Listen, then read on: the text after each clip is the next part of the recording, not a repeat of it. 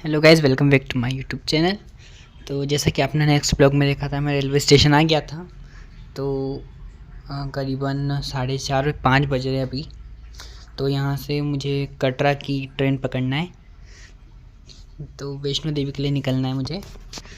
तो हमने 5:40 की ट्रेन पकड़ी थी कटरा के लिए, जिसने हमें सुबह करीबन 11 बजे तक पहुँचा दिया था, 11 साढ़े 11 बजे तक।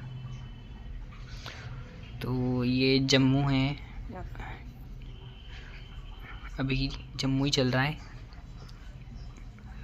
और अभी तो कटरा थोड़ा दूर है। तो ये आ गए हम कटरा रेलवे स्टेशन। अभी करीबन 11-12 बज रहे हैं। तो हम रात की चढ़ाई करेंगे, क्योंकि दिन में बहुत ज़्यादा गर्मी भी रहती है और भीड़ भी रहती है, इस वजह से रात की चढ़ाई करेंगे। तो ये रेलवे स्टेशन है और ये रहा सामने त्रिकुट पर्वत, जिस पे माँ वैष्णो देवी विराजमान है। तो मेरी हालत बहुत ख़राब हो रही है, क्योंकि हम वृंदावन से इसी ट्रेन में चढ़ गए थे। तो ये करीबन हम 8 बज रहे हैं। तो हमने हमारा पास बनवा लिया है और अब हम चढ़ाई शुरू करेंगे।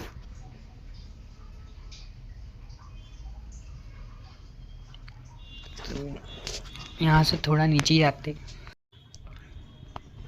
अब यहाँ से थोड़ा ही दूर जाते दर्शन द्वार आएगा, जहाँ से चढ़ाई शुरू होती है।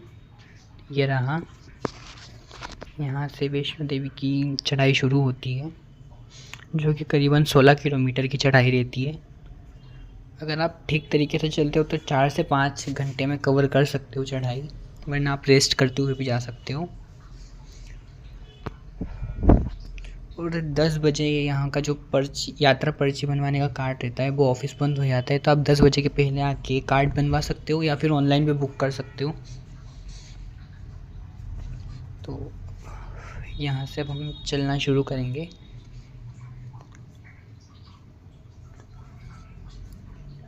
शुरू में आपको गधे, घोड़े, मतलब खच्चर दिखेंगे, लेकिन जैसे जैसे आप आगे जाते आओगे, दुकानें और ये सब हट जाएगा और बिल्कुल शांति वातावरण हो जाएगा। सबसे पहले आएगी बाण गंगा, जहाँ पे माता ने बाण चलाया था हनुमान जी की प्यास बुझाने के लिए, और अपने बाल धोए थे, इस वजह से उसको बाल गंगा भी बोलते हैं।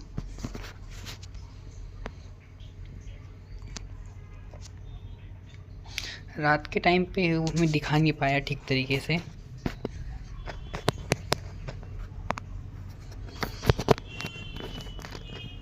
लेकिन आते टाइम दिखाऊंगा मैं आपको। तो अब आया है चरण पादुका प्रथम दर्शन।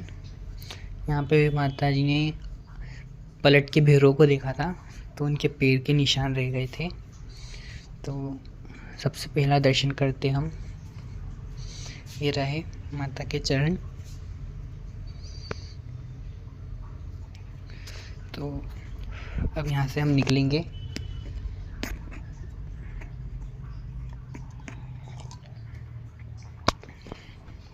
यहाँ से दो बहुत सारे मतलब रास्ते हैं। एक तो हेमकोटी मार्ग है, एक हाथी मत्था की चढ़ाई है, और एक ताराकोट का नया रास्ता बना है। लेकिन अभी हम जिस टाइम गए थे तो बोला गया था कि सेफ़ नहीं है, क्योंकि वो अभी नया बना है। तो मतलब बिल्कुल सुनसान है, कोई आता जाता नहीं है, बहुत कम लोग उस पर आते हैं। तो हमने बीच बीच में सीढ़ियाँ पकड़ी थी, ताकि थोड़ा जल्दी ऊपर पहुँच जाएँ। बाकी जो रास्ते रहते हैं वो बहुत घूम के आते हैं, सीढ़ी आपको जल्दी ऊपर पहुँचाती है। हाँ, लेकिन अगर आपको मतलब घबराहट ज़्यादा होती है या कोई दिल की बीमारी है, तो आप सीढ़ियाँ मत यूज़ कीजिए। तो अब आएगा अर्धकुंवारी। देखो, बहुत ऊंची सीढ़ी थी, और ये रही अर्धकुंवारी। यहाँ से हम हेमकोटी मार्ग से भवन जाएंगे सबसे पहले, और आते टाइम अर्धकुंवारी जाएंगे।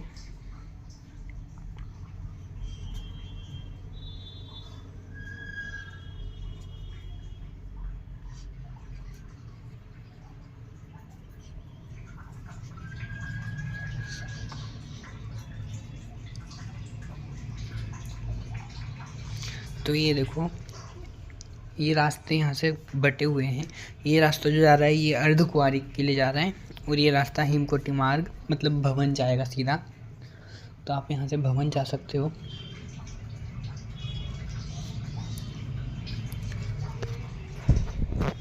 तो हम आधा रास्ता चढ़ चुके हैं और इस बार तो यहाँ की सड़कें जो थी बहुत चौड़ी चौड़ी हो गई हैं। और आप दिन में आते हो तो आपको वैन भी मिलती है यहाँ पे, वैन सुविधा, जिसका आप ऑनलाइन बुक कर सकते हो। दिन में आते हो तो आप रोपवे भी बुक कर सकते हो। बहुत सारे साधन मिलते हैं ऊपर जाने के, लेकिन मुझे अधिकतर रात का ही ट्रैक करना पसंद है। तो हम सुबह पहुँच गए थे 12 बजे, लेकिन फिर भी हम रात का इंतज़ार कर रहे थे। तो करीबन हमने 8 बजे चढ़ाई शुरू करी थी। उसके बाद हम 1 से 1:30 बजे के करीब हम भवन पहुँच भी गए थे। उसके बाद हम भवन में करीबन 5 घंटे रहे थे। और आप चाहो तो 2 बार दर्शन भी कर सकते हो माता रानी के, 2 बार लाइन में लगकर। तो मैंने 2 बार दर्शन ही करे थे। तो देख सकते हो यहाँ से अभी भी बहुत मतलब बहुत चढ़ाई है। और ये जो दिख रहा है आपको सब खाई है नीचे। ये आपको रात को नहीं दिखेगा क्लियर, तो अगर आप मॉर्निंग में आ रहे हो तब आपको पता चलेगा कि आप कितना चढ़े हो। ऐसे नहीं दिखने वाला है। अधिकतर यहाँ पे न्यू वेडिंग कपल्स ही आते हैं जिनकी नई नई शादी होती है।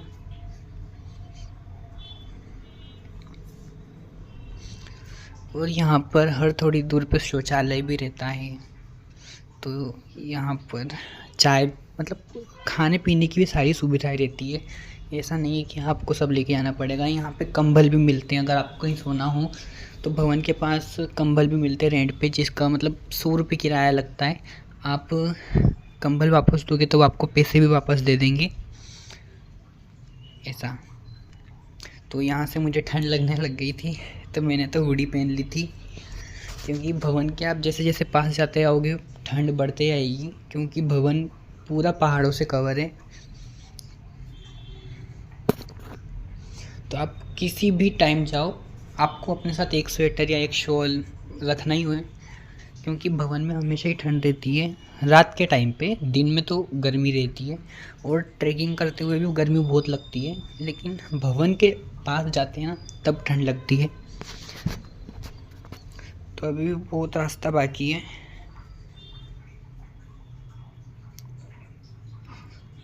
अभी भी हम भवन से थोड़ा दूर हैं, लेकिन अर्धकुंवारी तो हमने बहुत टाइम पहले क्रॉस कर दिया, तो अब बस थोड़ा ही नज़दीक होगा। ज़्यादा से ज़्यादा 1-2 किलोमीटर और बचा होगा भवन। तो ये जो दिख रहा है ये भैरू बाबा की चढ़ाई है, और अब थोड़ी देर बाद ही भवन भी आ जाएगा।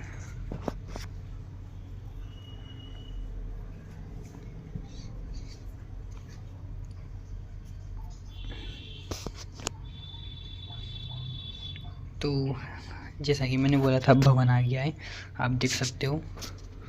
भवन यहाँ से आपको अभी पास लग रहा है, लेकिन है नहीं। करीबन 1 किलोमीटर और दूर है अभी भवन।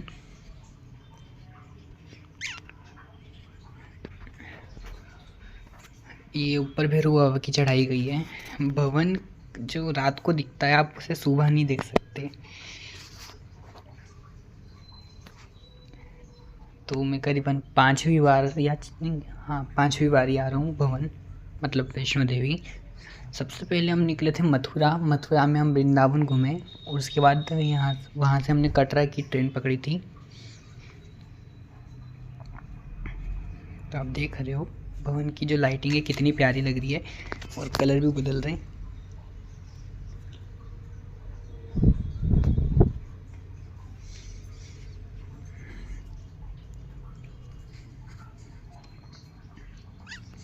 तो अब थोड़ा ही दूर बचा है भवन भी। और आप प्रसाद की भी टेंशन मत करो, प्रसाद भी आपको भवन के बाहर ही मिल जाएगा।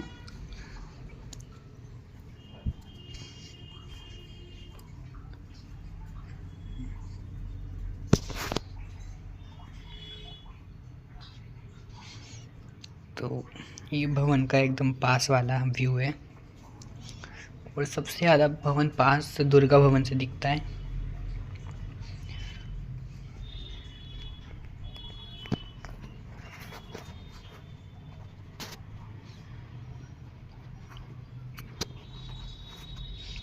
ये अभी भी इतना बचा हुआ है। यहाँ पर आपको दुकानें मिल जाएगी और धर्मशालाएँ भी बनी हुई है बहुत सारी, जहाँ आप रेस्ट कर सकते हो। और फिर बाणगंगा यहाँ पे मतलब घाट भी है, आप वहाँ बैठ के नहाकर फिर सुबह दर्शन के लिए भी आ सकते हो। यहाँ आरती भी होती है।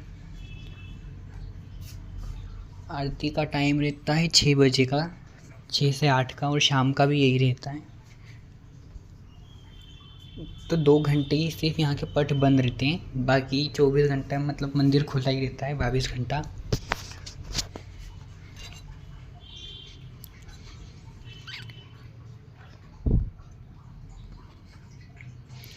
तो ये है यहाँ से ऊपर भवन के अंदर जाने का रास्ता है। ये रास्ता जो ऊपर से गया है।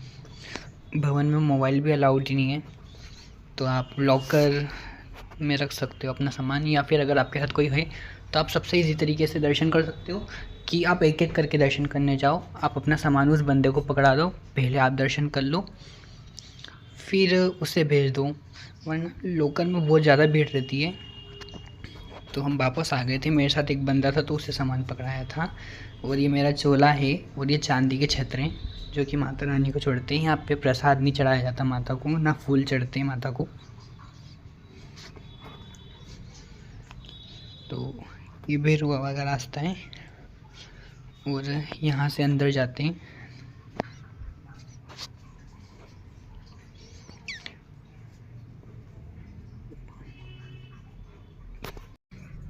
तो मैंने दर्शन कर लिए हैं।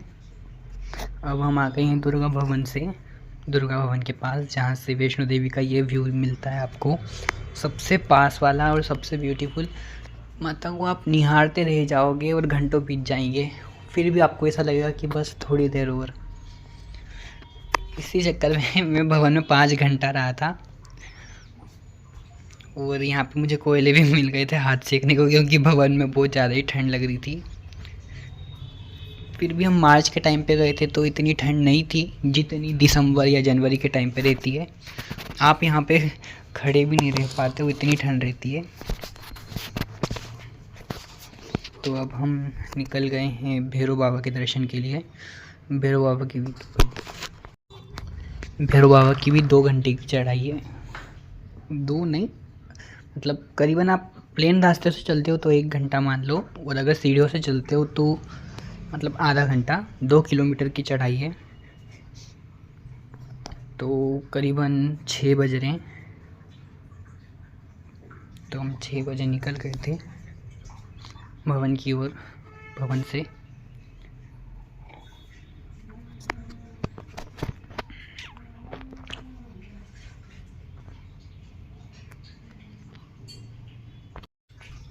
मैं अधिकतर सीढ़ी का ही रास्ता लेता हूँ।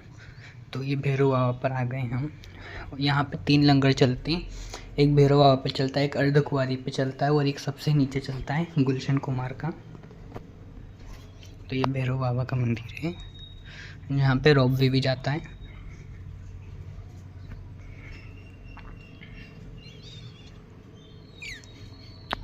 तो सबसे पहले आते से ही हमने भैरव बाबा के दर्शन करे, क्योंकि मंदिर बंद होने वाला है इसलिए।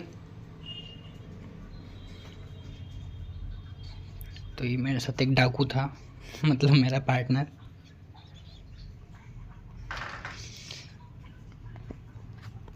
तो ये भैरव बाबा से वैष्णो देवी मतलब भवन का व्यू है, जो कि अगर आप देखोगे तो देखते रह जाओगे।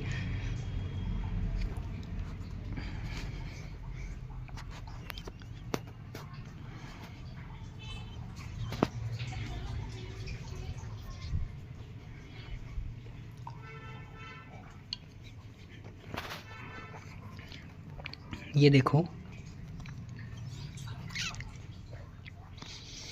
आप कुछ भी नहीं समझ पाओगे कि आप कहाँ से चल के आए हो, रास्ता कहाँ से था, आप यहाँ पे कैसे पहुँचे। बिल्कुल ऊंचे ऊंचे पहाड़ हैं एकदम। तो सूरज भी निकल गया है।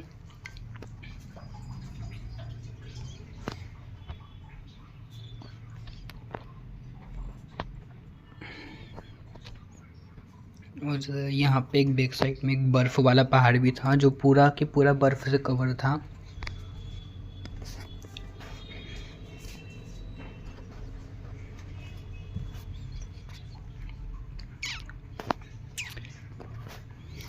तो मैंने भवन को भी मतलब भैरवाव पे भी मैं 2 घंटे तक रिया था, भवन को नहीं हारता रहा 2 घंटे तक। अगर आप इतनी दूर आ रहे हो तो आपको इतना समय तो मिलना चाहिए कि आप एक दिन तक मतलब माता के पास रह सको, भवन में रह सको। तो ठंड तो अभी भी लग रही थी, फिर भी मैंने हुडी उतार दी थी क्योंकि फ़ोटो वीडियो बनाना था इसलिए। तो आप देख सकते हो भैरवाव पे थोड़ी भीड़ है, और अभी तो मंदिर बंद हो गया है इसलिए इतनी भीड़ लग रही है।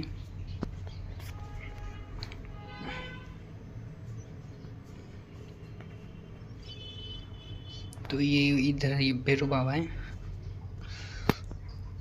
और अब हम उतर रहे हैं, करीबन 8:30 बज रहे हैं अब।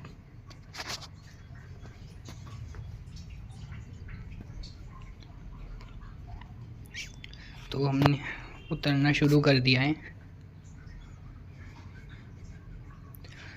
और जब आप उतरोगे तो आपको बड़ा दुख होगा क्योंकि जाने का मन बिल्कुल नहीं होता है, फिर भी जाना पड़ता है।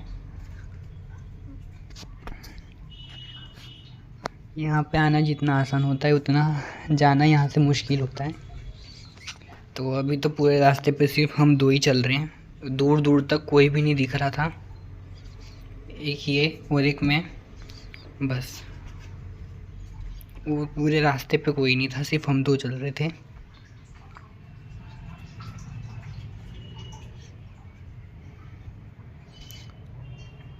यहाँ से ओम व्यू पॉइंट है, यहाँ से ओम भी दिखता है।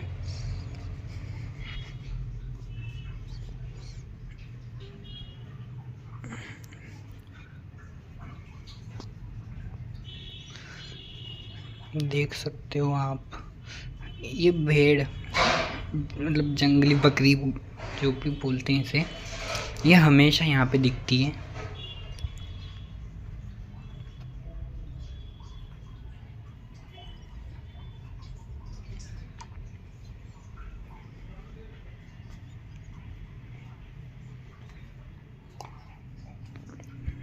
तो ये अकेला ही चल रहा था अपनी मस्ती में, और मैं पीछे पीछे चल रहा था आराम से धीरे धीरे।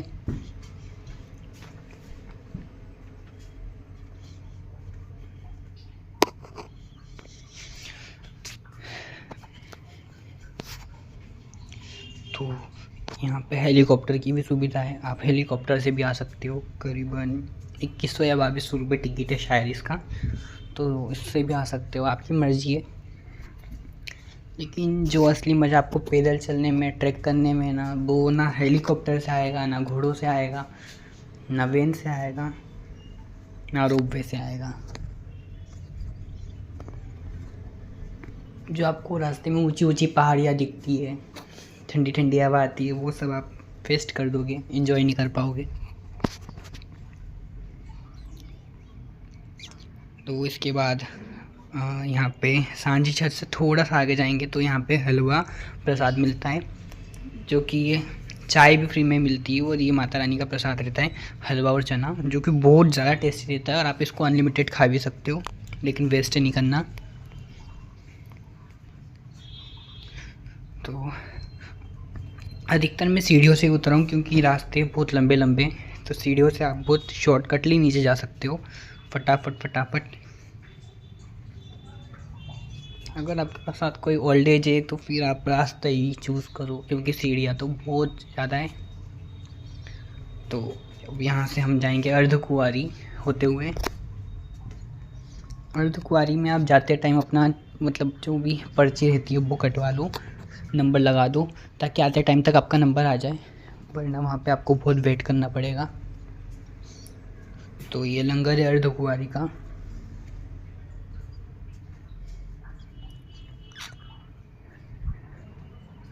ये रहा सामने अर्धकुंवारी गुफा, गर्भजून, जहाँ पे माता 9 महीने तक रही थी।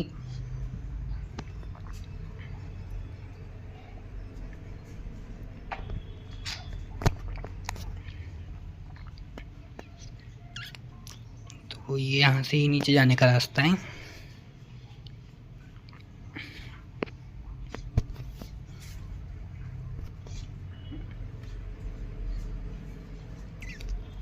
देख सकते हो बहुत ऊंची ऊंची पहाड़ियों के बीच थे हम।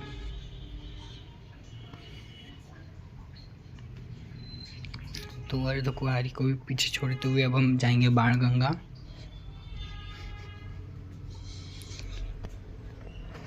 करीबन हमको 2 से 3 बज गए थे उतरते उतरते, क्योंकि हम बहुत आराम से उतर रहे थे। तो बाणगंगा में आ गए हम। आप यहाँ नहा सकते हो और यहाँ का पानी बहुत ज़्यादा शीतल रहता है और बहुत ठंडा भी रहता है और एकदम साफ़ पानी, जिसको आप पी भी सकते हो। और मछलियाँ भी बहुत रहती है।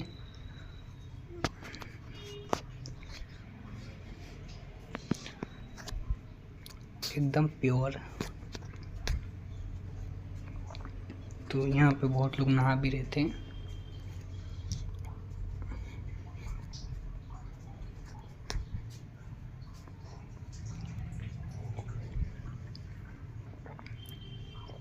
तो ये रहा छोटा सा झरना। ये बाणगंगा माता की पिंडियों के पास से होते हुए आ रही है, ऊपर से आ रही है। और यहाँ पे ये गुलशन कुमार का लंगर चलता है। यहाँ पे खाना बहुत अच्छा मिलता है और हलवा भी हमेशा मिलता है। तो मैंने लंगर में ही खाना खाया था।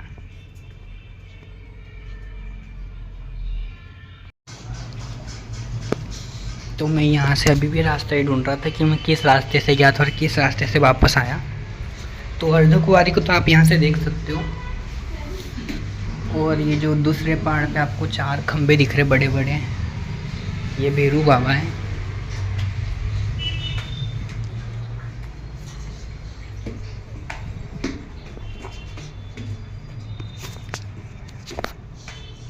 बस इतना ही देख सकते हो। तो ये प्रसाद है यहाँ का। तो इसी के साथ अब हमारा ट्रैक ख़त्म होता है और ये यात्रा पर्ची अब हमको यहाँ पे जमा करनी पड़ती है उतरते टाइम। तो हो गए हम एग्ज़िट। अब यहाँ से जाएंगे हम हमारे होटल में, आराम करेंगे और फिर घर आ जाएंगे। तो ये रहा पूरा व्यू त्रिकुट पर्वत का, जिसके रास्ते में अभी भी नहीं समझ पाया हूँ।